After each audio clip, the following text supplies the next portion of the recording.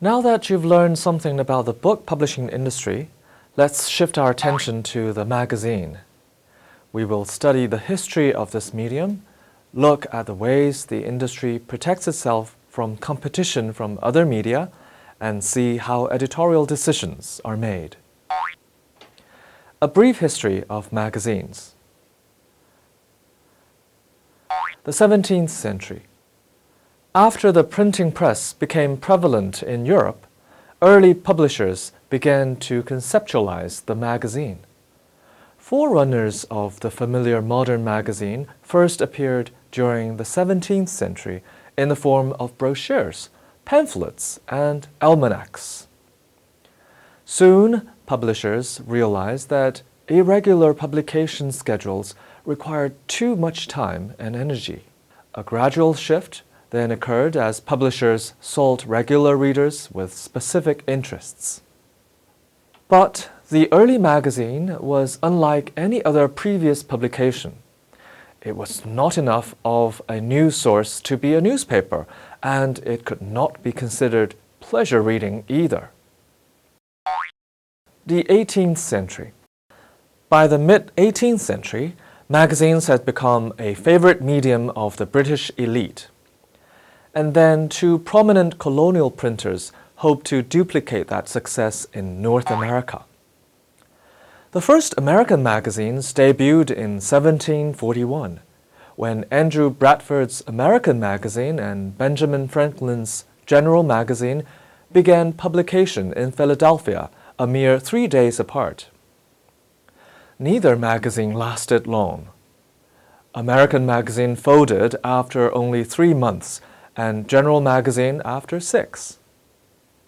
The short-lived nature of the publications likely had less to do with the outlets themselves and more to do with the fact that they were limited by too few readers, with leisure time for reading, high costs of publishing, and expensive distribution systems.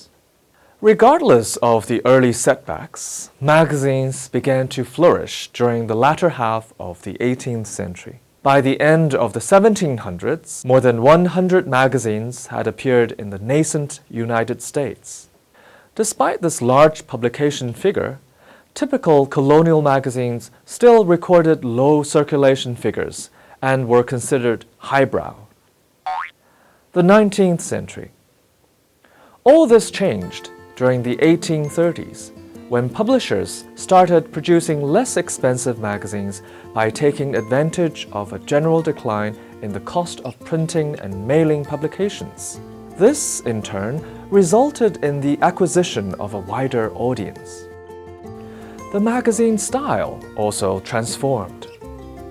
While early magazines focused on social improvement and serious discussion, later versions focused on amusement. No longer were magazines focused on the elite class. Publishers took advantage of their freshly expanded audience and began offering family magazines, children's magazines, and women's magazines. Women's publications proved to be a highly lucrative market. The first truly successful mass circulation magazine in the United States was the Saturday Evening Post. This magazine first began printing in 1821. The Saturday Evening Post is widely recognized for transforming the concept of the cover, being the first publication to use artwork on the front page. In regards to content, the magazine published literary works by famous authors. The popularity of these writers contributed to the continuing success of the magazine.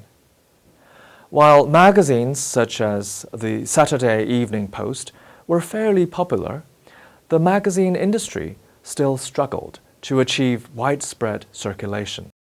Most publications cost the sum of 25 or 35 cents per issue, limiting the readership to the relative few who could afford them.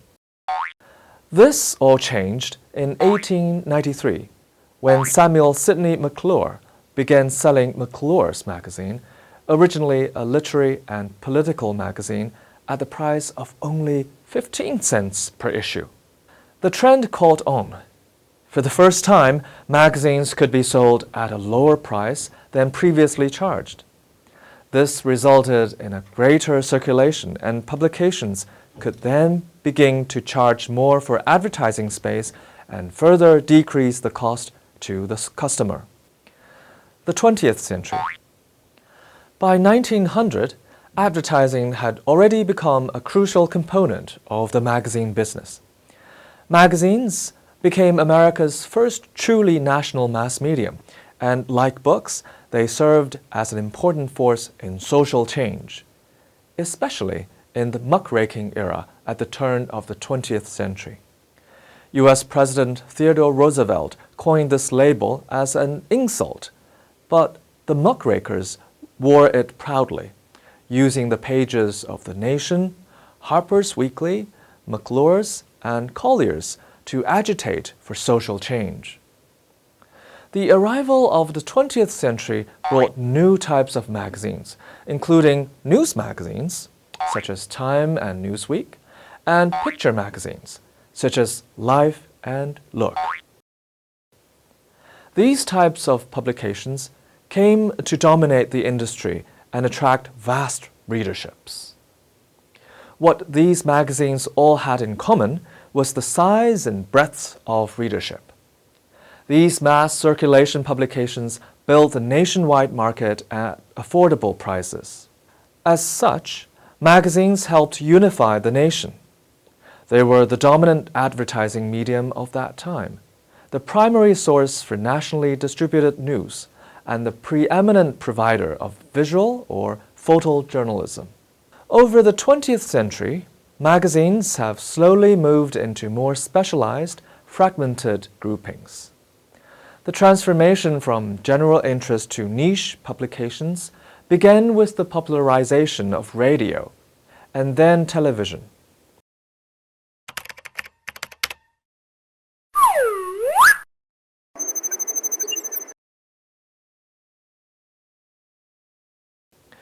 To survive the threat posed by the success of broadcast media, print publications worked to stand out from their competitors by developing niche markets.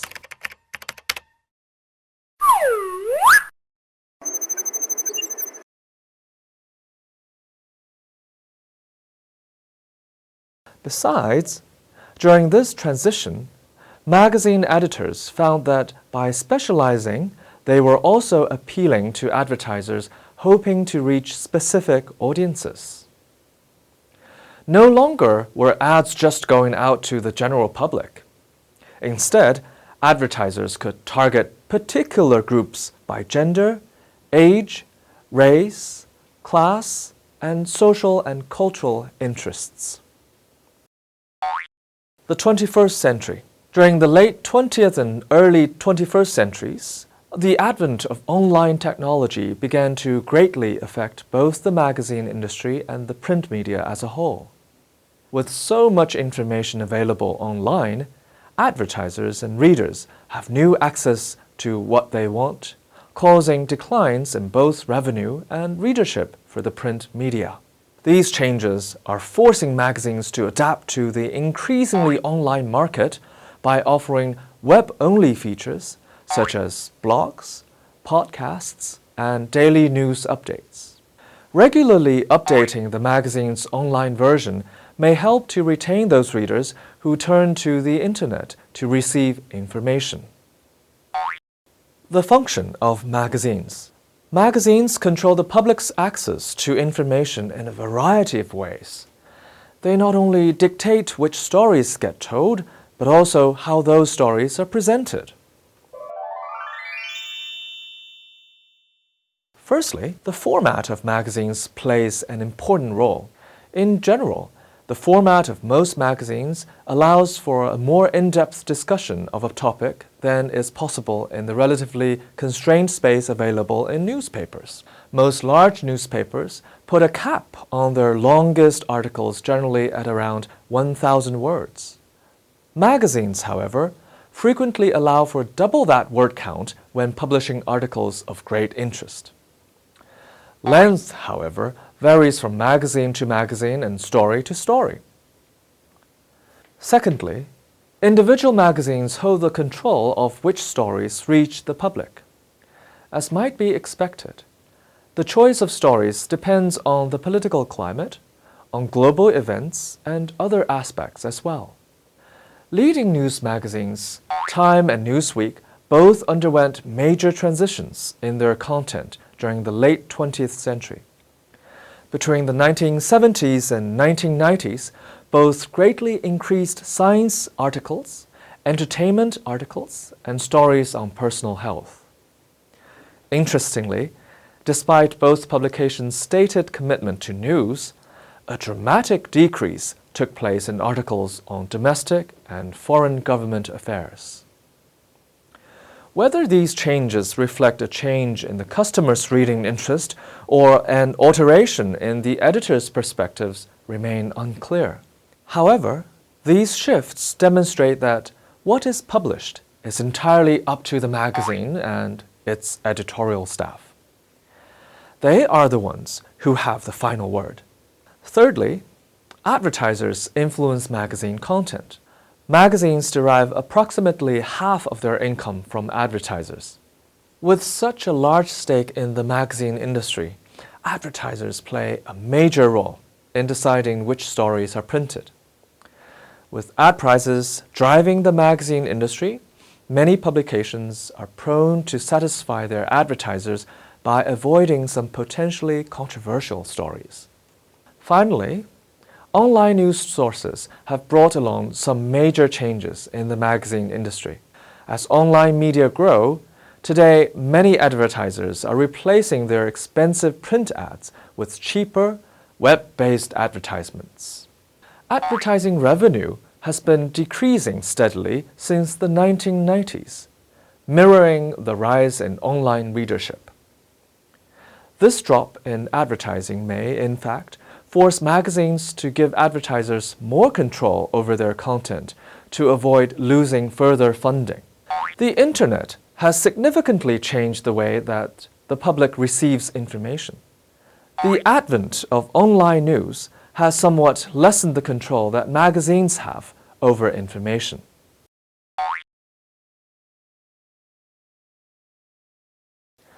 Today, several online-only magazines provide, for little to no cost, news and coverage that would have previously been available only through continuous print publications. Like their print counterparts, online magazines rely on revenue from advertisers, but because that advertising is less costly, advertisers may have less effect on deciding the online content. As we can see from the contributing factors above, the magazine industry has been changing its role at different times, and its effect on mass media as a whole has also been changing as well.